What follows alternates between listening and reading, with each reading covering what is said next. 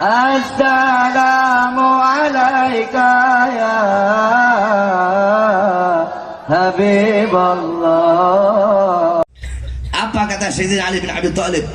Nabi Muhammad di akhir hayatnya, aku melihat bibir beliau bergerak dengan 2 kali gerakan. Kemudian aku dekatkan telingaku, aku mendengar beliau berkata, ummati, umatku, ummati, umatku, umatku. Kemudian meninggal Nabi Muhammad SAW. Ketika itu Allah berkata kepada Jibril, wahai Jibril, turunlah engkau, sampaikan kepada Muhammad, apakah Muhammad memilih dunia atau memilih aku? Kalau dia memilih dunia, sampaikan kepadanya, akan aku panjangkan umurnya. Tapi kalau dia memilih aku, sampaikan kepadanya, hari ini akan datang kematiannya. Turun Jibril alaihissalam. Ketika itu Rasulullah berada di atas kasur, sedang dalam keadaan sakit di rumah Sayyidatuna Aisyah. Apa kata Jibril? Ya Rasulullah, Tuhanmu memberikan kepadamu 2 pilihan. Apakah kau akan memilih dunia atau memilih Allah Subhanahu wa ta'ala? Apa kata Jibril? Apa kata Nabi? Apa jawabnya Nabi? Tentu aku lebih memilih Allah Subhanahu wa ta'ala. Sampaikan kepada Tuhanku, aku lebih memilih Allah daripada dunia, karena dunia bukanlah tempatku. Tempatku ketika ruhku berpindah kepada Allah, maka itu adalah tempatku yang sebenarnya. Maka Jibril membawa pesan Nabi Muhammad. Allah berkata kepada Israel, wahai Israel, turunlah engkau dengan perintahku. Pasanglah sebaik-baiknya wajah, pasanglah sebaik-baiknya senyuman. Engkau turun, engkau akan mencabut nyawa makhluk yang paling mulia. Engkau izin dulu kepadanya, mau tidak dia dicabut nyawanya? Kalau dia mau, kau cabut. Kalau dia tidak mau, maka jangan kau cabut. Kembalilah engkau kepadaku. Turun malaikat Israel dengan perintah Allah. Di Israel tidak langsung masuk rumah Rasulullah, dia ketuk pintu Nabi Muhammad. Assalamualaikum ya Rasulullah. Pintu rumah dibuka oleh Sayyidatuna Fatimah. Fatimah berkata, siapa engkau? Tidakkah kau melihat ayahku sedang terbaring sakit? Israel menjawab, aku yang memisahkan anak dengan orang tua, aku yang memisahkan orang tua dengan anak, aku yang memisahkan suami dengan istri, aku yang memisahkan istri dengan suami, aku yang menjadikan anak-anak menjadi yatim, aku yang menjadikan istri-istri yang menjadi janda, aku yang meramaikan kuburan, aku pemisah antara dunia dan akhirat, dan aku diutus oleh Tuhanku kemari untuk mencabut nyawa sebaik-baiknya makhluk, yaitu Muhammad Rasulullah SAW. Ketika Sayyidah Fatimah mendengar kalau di depannya adalah Israel, dia langsung kembali ke pangkuan ayahnya. Dia menangis. Dia berkata, wahai ayah, Israel berada di depan, ingin mencabut nyawamu wahai ayah. Apa kata Rasulullah? Jangan kau bersedih wahai Fatimah, karena engkau adalah manusia yang pertama kali akan menyusulku setelah kematianku. Datanglah Israel.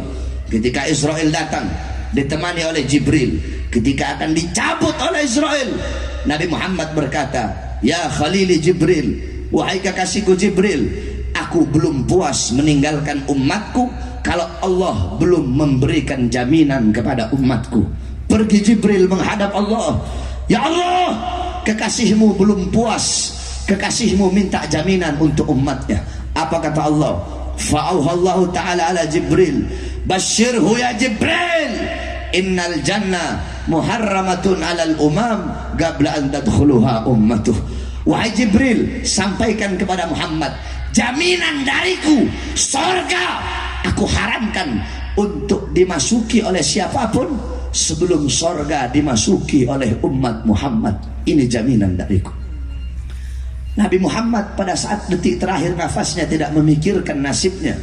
Yang beliau fikirkan nasib kalian sebagai umatnya. Akhirnya dicabutlah nyawa makhluk yang mulia tersebut.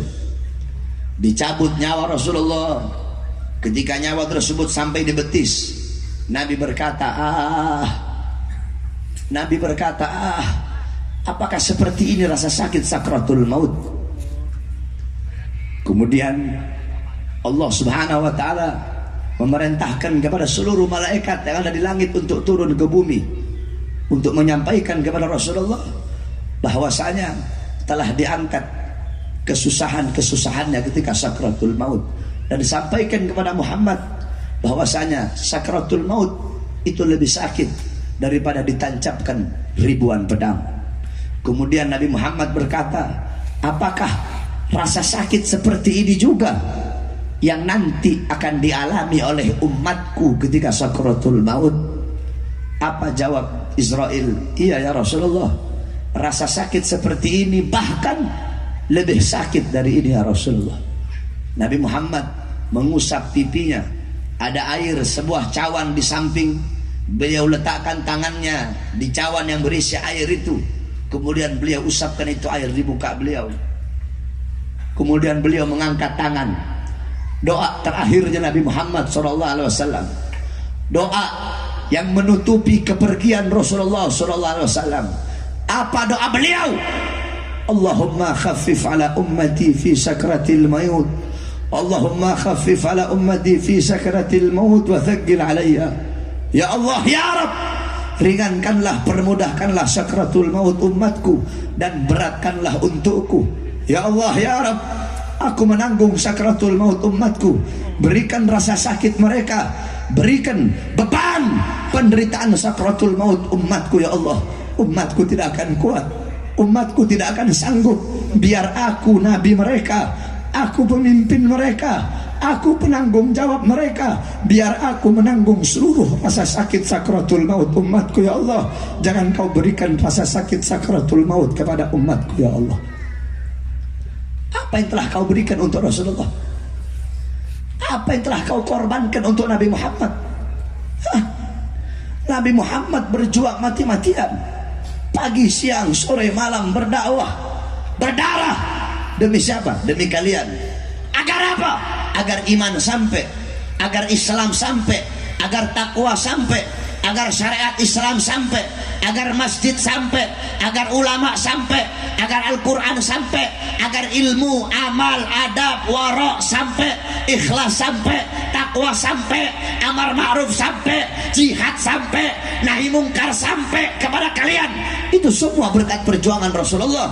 Tetapi setelah itu semua sampai, malah kalian sia-siakan, malah kalian campakkan. Kalian lebih berat kepada urusan dunia daripada urusan-urusan yang menggembirakan hati baginda Nabi besar Muhammad sallallahu alaihi wasallam. Oleh karenanya, saudara-saudaraku sekalian yang dimuliakan oleh Allah Subhanahu wa taala, dengan adanya acara Maulid yang mulia ini, maka jadilah kita umat Nabi yang bisa menggembirakan Nabi Muhammad.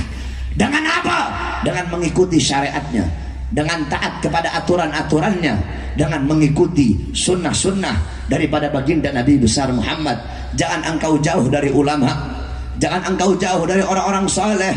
Kenapa? Karena para ulama itu adalah pewaris daripada keilmuan baginda Nabi besar Muhammad sallallahu alaihi wasallam.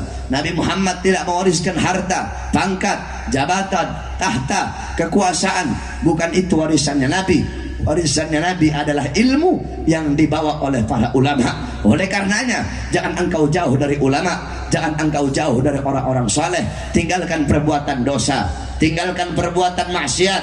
Tuba liman kana targud dunya qabla an taraktah wa bana gabrahu qabla an yadkhulah wa arda rabbahu qabla an yalqah. Sungguh beruntung, sungguh berbahagia bagi orang-orang yang meninggalkan dunia sebelum dunia yang meninggalkannya. Apa maksudnya meninggalkan dunia? Tinggalkan perbuatan dosa, tinggalkan perbuatan maksiat, tinggalkan perbuatan-perbuatan yang dilarang oleh Allah Subhanahu wa taala. Kita orang-orang sekarang sibuk dengan urusan dunia, sibuk dengan urusan harta. Pagi, siang, sore, malam cari uang. Pagi, siang, sore, malam cari harta. Pagi, siang, sore, malam melayani dunia. Pagi, siang, sore, malam jadi budak-budak dunia. Kamu bersungguh-sungguh mencari sesuatu yang telah dijamin oleh Allah, tetapi sorga yang belum dijamin, kamu tidak sungguh-sungguh untuk mencarinya. Kebalik, urusan akhirat yang belum dijamin, harusnya kita bersungguh-sungguh. Urusan dunia, rizki yang telah ditanggung oleh Allah, harusnya biasa-biasa saja. Oleh karenanya, tinggalkan dunia sebelum apa? sebelum dunia yang meninggalkan kita. Maksudnya apa? Sebelum mati, saudara-saudara. Wabana gabrahu gablan yadkhulah. Sungguh beruntung bagi orang-orang yang membangun kubur sebelum mereka memasukinya. Apa maksudnya bangun kubur? Maksudnya membangun kubur bukan berarti menggali kubur, tetapi siapkan bekal-bekal untuk kau bawa ke dalam kubur. Karena dunia tempat memanen, kubur dunia tempat menanam, kubur tempat memanen. Kalau di dunia engkau menanam sesuatu yang baik, dalam kubur engkau pun akan memanen sesuatu yang baik. Dalam kubur engkau sendiri, engkau sunyi, engkau sepi, tidak ada teman, tidak ada kekasih, tidak ada orang tua menemani anak dalam kubur, tidak ada anak menemani orang tua dalam kubur, tidak ada suami menemani istri dalam kubur, tidak ada istri menemani suami dalam kubur. Dalam kubur engkau sendiri, engkau sunyi, engkau sepi. Temanmu adalah amal-amal yang engkau tanam ketika engkau hidup di dunia. Maka siapkan bekal-bekal untuk engkau bawa ke dalam kubur. Wa arba rabbahu qabla an yalqah. Dan sungguh beruntung bagi orang-orang yang ridha kepada Tuhannya sebelum dia berjumpa dengan Tuhannya. Oleh karenanya, saudara-saudara sekalian yang dimuliakan oleh Allah Subhanahu wa taala, di tahun baru Islam ini 1440 Hijriah, kita harus menjadi orang-orang yang hijrah. Jangan sama dengan tahun kemarin. Kalau tahun kemarin dan tahun sekarang sama, tidak bertambah ketaatan, tidak bertambah kepatuhan, tidak bertambah ketakwaan, maka berarti selama 1 tahun kemarin kita tidak mendapatkan keberkahan. Sebab kenapa? Al-barakah, keberkahan itu bukan bertambah harta, bukan bertambah umur, bukan bertambah waktu. Al-barakah tuzidukum fit ta'ah. Barokah adalah bertambahnya ketaatan dan kepatuhan kepada Allah Subhanahu wa taala. Hijrahlah engkau.